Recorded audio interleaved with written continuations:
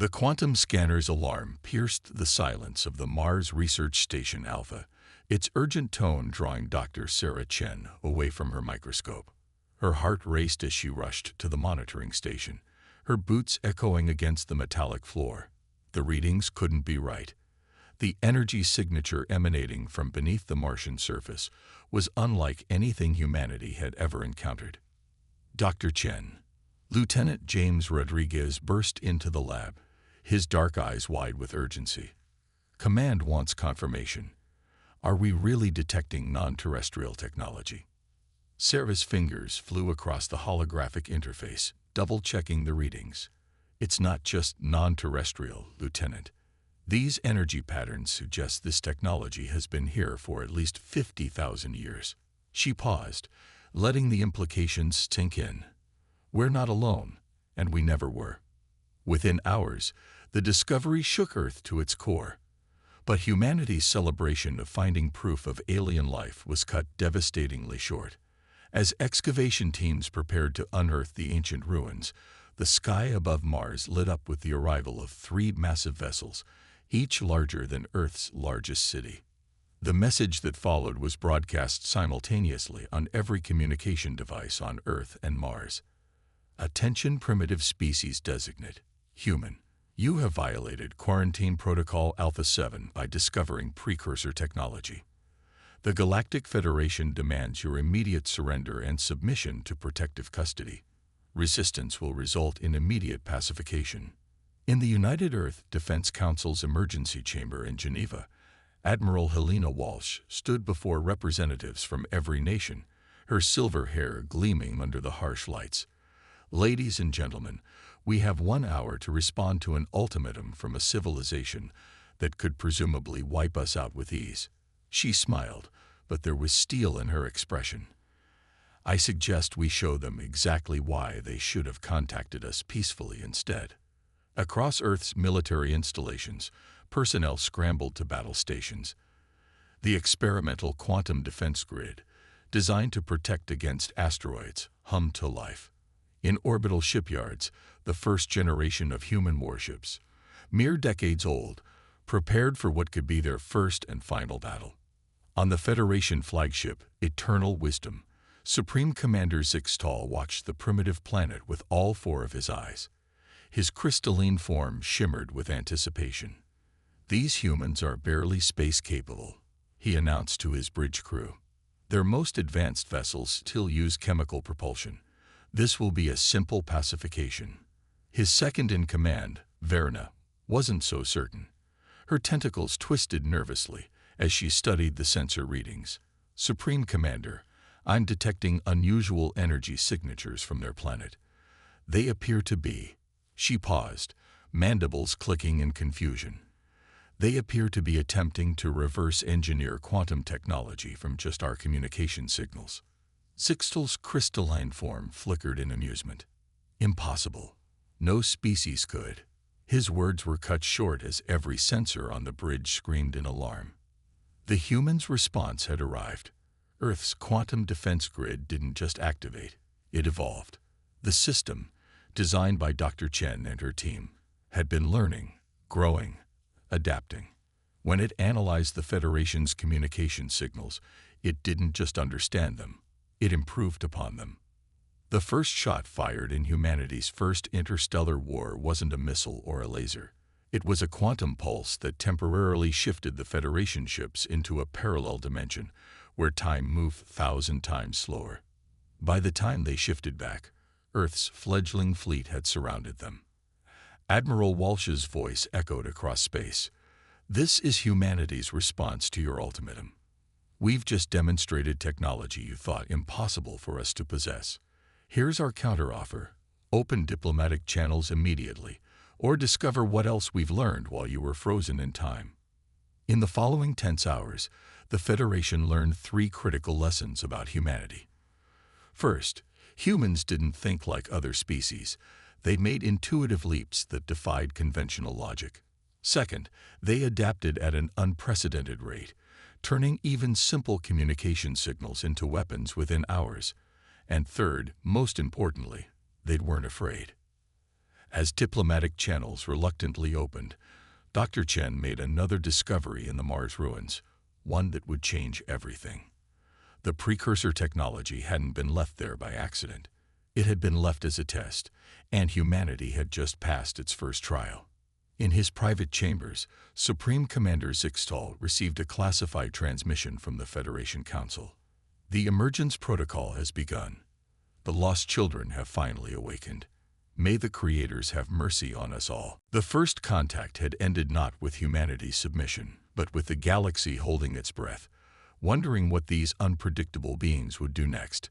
And in the Mars Research Station Alpha, Dr. Chen stared at symbols that seemed hauntingly familiar, telling a story that began long before humanity first looked up at the stars. A story that was about to resume where it left off 50,000 years ago. Dr. Sarah Chen stood in the quantum engineering lab aboard the UES Prometheus, Earth's newest warship, watching as her team integrated human intuition with alien mathematics.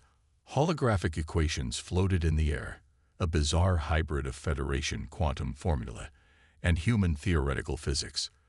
What the Federation had taken millennia to develop, humanity was rewriting in weeks. "It shouldn't be possible," muttered Corell, the Federation scientist who had defected after the first contact incident. His chitinous fingers traced patterns in the air, manipulating quantum strings that humans could somehow see without technological assistance. "Your species processes quantum information through your organic neural networks. It's as if you were designed for it." Sarah smiled, remembering the classified briefing about the Mars ruins. "Maybe we were," she whispered to herself. The precursor artifacts had contained more than just technology. They held the secret of humanity's unique cognitive architecture. Every human brain was, in essence, a living quantum computer. Admiral Walsh's voice crackled over the ship's comm system. "Dr. Chen, status report. The Federation fleet is moving toward Proxima Centauri. We need those quantum drives operational." "Almost there, Admiral," Sarah responded, her eyes fixed on the final calculations. "Corell's insights combined with our quantum perception have solved the stability issues. We can now achieve quantum tunneling without temporal feedback." In the command center, Admiral Walsh received the news with grim satisfaction. The Federation had expected humanity to take generations to develop quantum drive technology. Instead, they had done it in 3 months.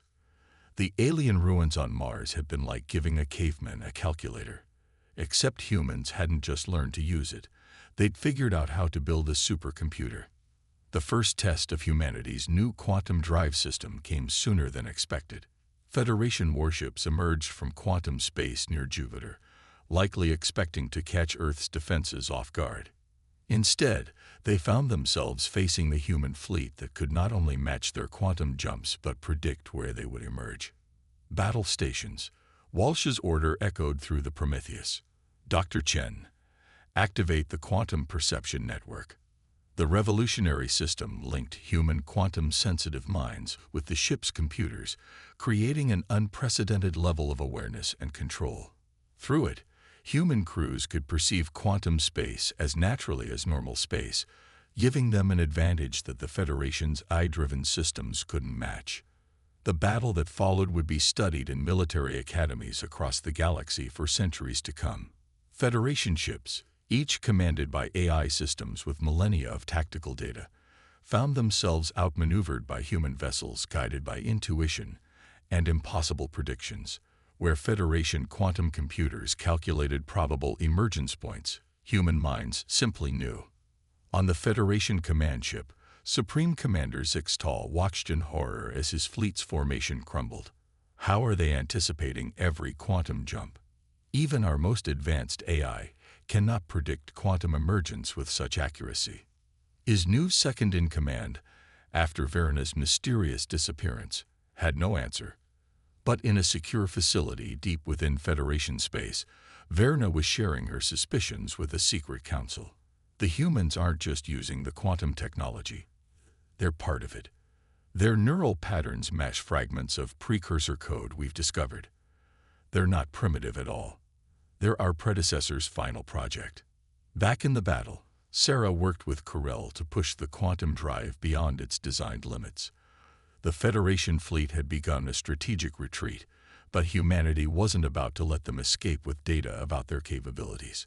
All ships, execute Operation Quantum Shadow, Walsh commanded.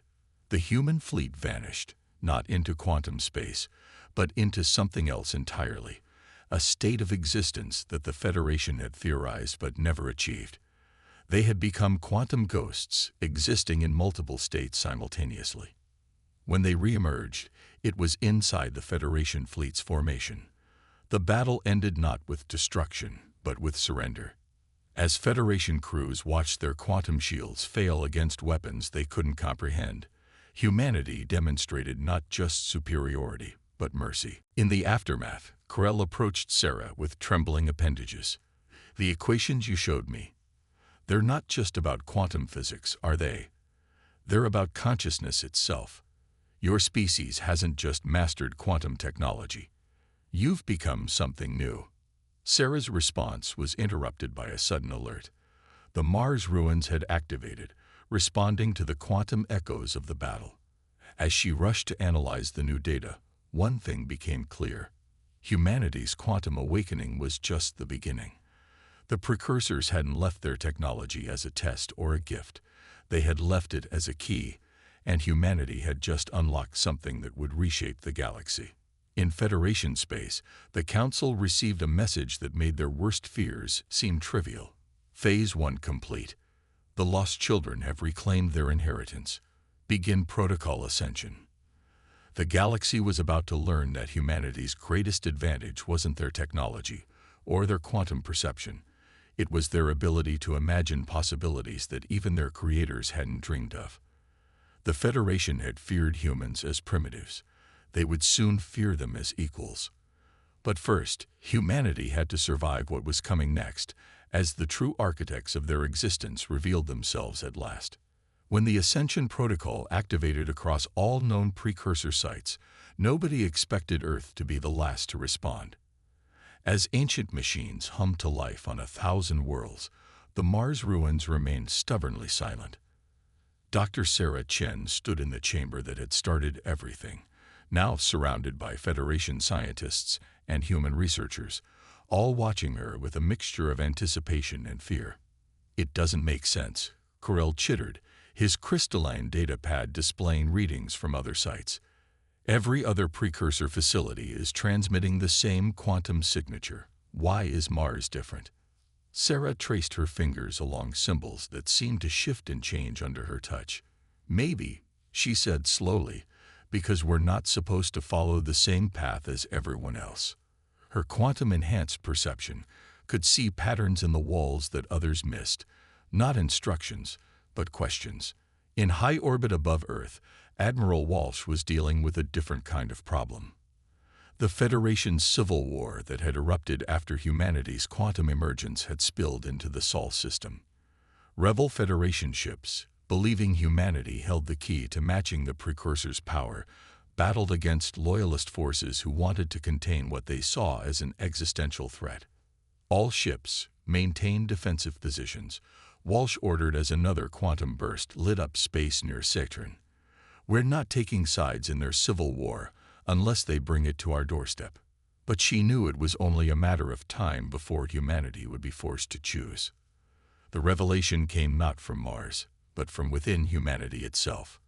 Dr. Marcus Wong, leading the Human Genome Project's Quantum Analysis Division, made the discovery that changed everything. "The quantum patterns in our DNA," he announced to a stunned emergency council. "They're not just code, they're keys. We're not reading the precursor sites correctly because we're trying to be like them. We're supposed to be what comes after them." On the Federation capital world of Nexus Prime, Verna presented her findings to the Secret Council. "The humans aren't failing to activate the Mars site," she explained, her tentacles weaving patterns of light in the air. "They're rewriting it.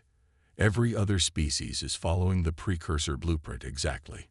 Humanity is improving it." The implications shook the galaxy. The precursors hadn't seeded Earth with their technology to create successors. They had engineered humanity to be their evolution. Each human brain wasn't just a quantum computer, it was a living quantum engineering lab, capable of imagining and implementing improvements to precursor technology that even the precursors themselves hadn't conceived. Back on Mars, Sarah finally understood what the shifting symbols were trying to tell them. It's not an activation sequence, she breathed, her mind racing with possibilities. It's a design challenge. The ruins aren't waiting for us to turn them on.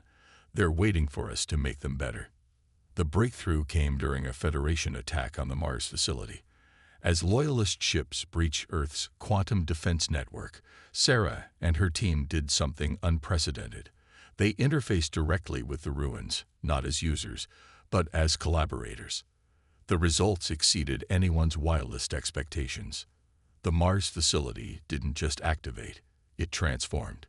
Quantum energy coursed through the structure, but instead of following ancient patterns, it flowed according to human intuition.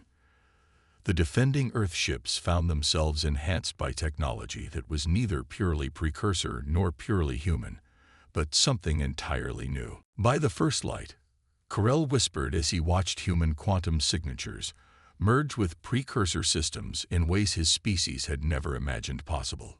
You're not reclaiming their legacy. You're transcending it.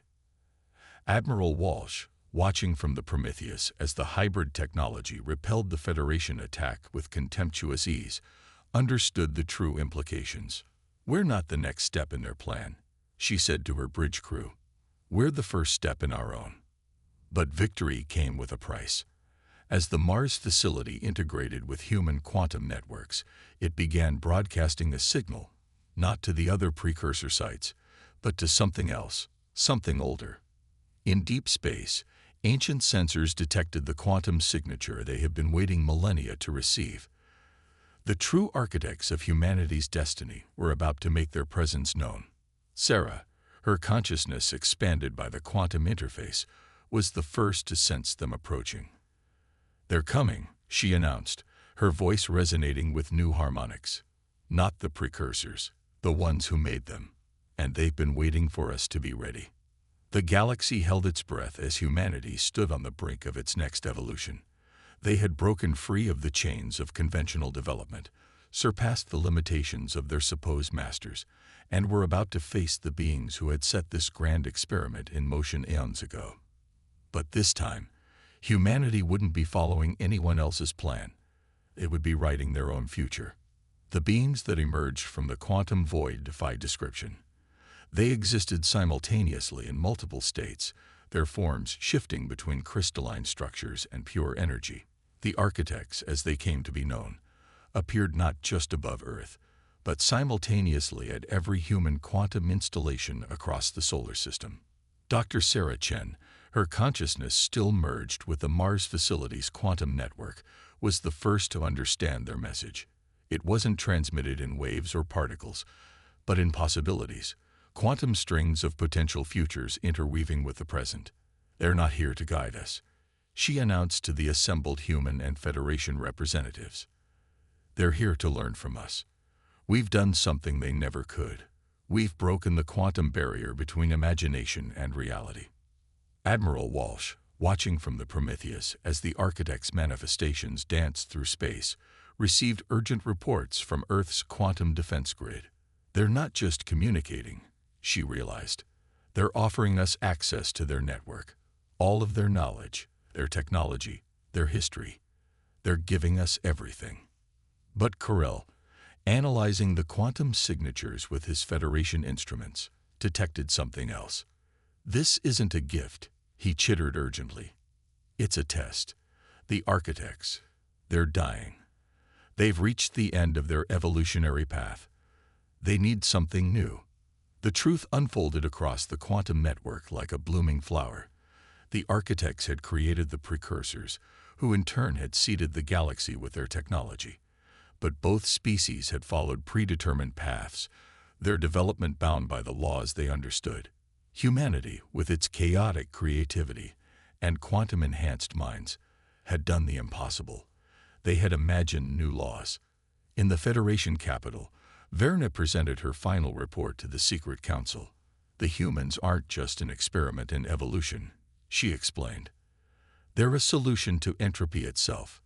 Their minds can conceive and implement changes to the fundamental structure of reality. The revelation sparked a revolution across Federation space. Species that had been bound by millennia of tradition and predetermined technological paths began to see new possibilities. Human quantum technology wasn't just advancing, it was inspiring others to break free of their own limitations. Sarah, working with a team of human and Federation scientists, made the breakthrough that would reshape the galaxy. The architects didn't design us to be their successors, she explained, her words resonating across the quantum network. They designed us to be catalysts. Every species has the potential for quantum creativity. We just needed to show them it was possible. The Mars facility, still evolving under human guidance, became a beacon for this new understanding. Federation ships arrived not as enemies or supplicants, but as partners in exploration. The quantum technology that humanity had developed wasn't just more advanced than the precursor versions. It was more inclusive, designed to be shared and improved upon by all species. Admiral Walsh, watching as former enemies became allies in the greatest scientific endeavor in galactic history, understood the true significance of humanity's role. We're not meant to rule or guide, she told her officers. We're meant to inspire, to show what's possible when you stop following paths and start creating them. But even as the galaxy entered this new age of collaboration and discovery, the architect's warning echoed through the quantum network. Something was coming. Something that had ended countless civilizations before. Something that even the architects couldn't overcome. The heat death of the universe itself was approaching, and all their advanced technology could only delay it. This was humanity's true purpose. Not to follow the architect's path, not to replace them, but to do what they had engineered humanity to do. Imagine solutions that had never existed before. The quantum creativity that humans had demonstrated wasn't just a tool for technology. It was a weapon against entropy itself. As Sarah stood in the Mars facility, watching the quantum patterns shift and change with each new idea, each new possibility, she finally understood why the human mind had been designed to perceive quantum states so differently. We're not just fighting entropy, she said to Corell and her assembled team. We're rewriting the rules that make it inevitable. The final phase of the architect's grand experiment was about to begin.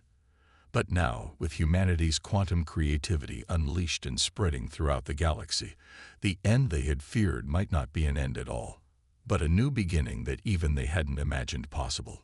The quantum void above Earth rippled with possibilities as humanity prepared for its greatest challenge. Dr. Sarah Chen stood at the heart of the Mars facility, now transformed into a quantum engineering laboratory unlike anything the galaxy had ever seen.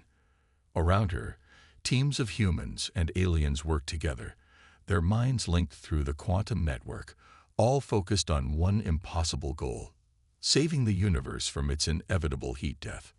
The mathematics are clear, Corell announced, his crystalline form vibrating with excitement. The human quantum solutions aren't just theoretical. They're creating new forms of energy, new laws of physics. They're doing what the architects thought impossible. They're changing the rules of reality itself. Admiral Walsh, her consciousness expanded through the quantum network, watched as the combined fleet of human and Federation ships took up formation around the solar system. They weren't preparing for war, but for something far more ambitious, an attempt to rewrite the fundamental laws of thermodynamics on a universal scale. The architects manifested once more, their quantum forms more unstable than ever. Through the network, they shared their final gift: the complete history of their species, their failures, and their hopes for what humanity might achieve. They had spent eons trying to solve the universe's eventual death through logic and established laws. They had never considered that the solution might require breaking those laws entirely. That's what makes humans different, Vernet explained to the assembled Galactic Council. Where we see immutable laws, they see suggestions. Where we accept limitations, they imagine alternatives. Their quantum creativity isn't just about technology. It's about reimagining reality itself. In the Mars facility, Sarah and her team had made the breakthrough that would change everything. "The universe isn't dying," she announced, her voice carrying across the quantum network to every corner of the galaxy. "It's evolving. And we can guide that evolution." The plan was audacious, impossible by any conventional standard. Using the combined quantum creativity of humanity and the technical precision of their alien allies, they would create a cascade of new physical laws, laws that allowed for the spontaneous generation of order from chaos, laws that turned entropy itself into a creative force. The architects watched in wonder as humanity did something they had never conceived. Instead of fighting against the universe's tendency toward disorder, they embraced it, channeled it, transformed it into a force for renewal. The quantum network hummed with possibilities as human imagination rewrote the fabric of reality. "We were wrong," the architects communicated through the network. "We thought we were creating our successors. Instead, we created something entirely new, beings who could see beyond the boundaries of what we thought possible." The moment of transformation began at Mars and rippled outward through spacetime. The quantum network, enhanced by human creativity and alien precision, began to reshape the fundamental forces of the universe. Stars that were dying flickered with new life.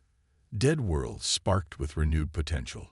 The heat death that had seemed inevitable began to reverse. Admiral Walsh, watching from the Prometheus as reality itself shifted around them, understood the true magnitude of what humanity had achieved. "We didn't just save the universe," she said to her crew. "We gave it the ability to save itself." The architects, their purpose finally fulfilled, began to fade from existence. But they weren't dying. They were transforming, becoming part of the new quantum reality that humanity had helped create. Their final message echoed through the network. "You have exceeded every dream we had for you. The future is yours to imagine." In the aftermath, as the galaxy adjusted to its new reality, Sarah stood with Carell and Verna in the Mars facility, watching the quantum patterns that now connected all of existence. "What do we do now?" Carell asked, his crystalline form refracting the light of possibility. Sarah smiled, her mind already racing with new ideas. "Now we do what humans have always done. We imagine something even better. This isn't the end of our story. It's just the beginning of a new chapter." The galaxy had been transformed, not through conquest or technological superiority, but through humanity's unique gift, the ability to imagine and create what had never existed before. The Federation, once humanity's would-be jailers, had become their partners in an endless adventure of discovery and creation. As the quantum network pulsed with the combined creativity of 1,000 species, all inspired by humanity's example, the truth became clear. The greatest power in the universe wasn't technology, or knowledge, or even the ability to rewrite physical laws. It was the power to imagine something new, to look at the impossible and say, "What if?" The story of humanity's rise from quarantined species to saviors of reality itself would be told across countless worlds for eons to come. But for those who had lived through it, who had seen humanity's quantum creativity reshape the very fabric of existence, the most important lesson was simple. In a universe of infinite possibilities, the only real limit is imagination.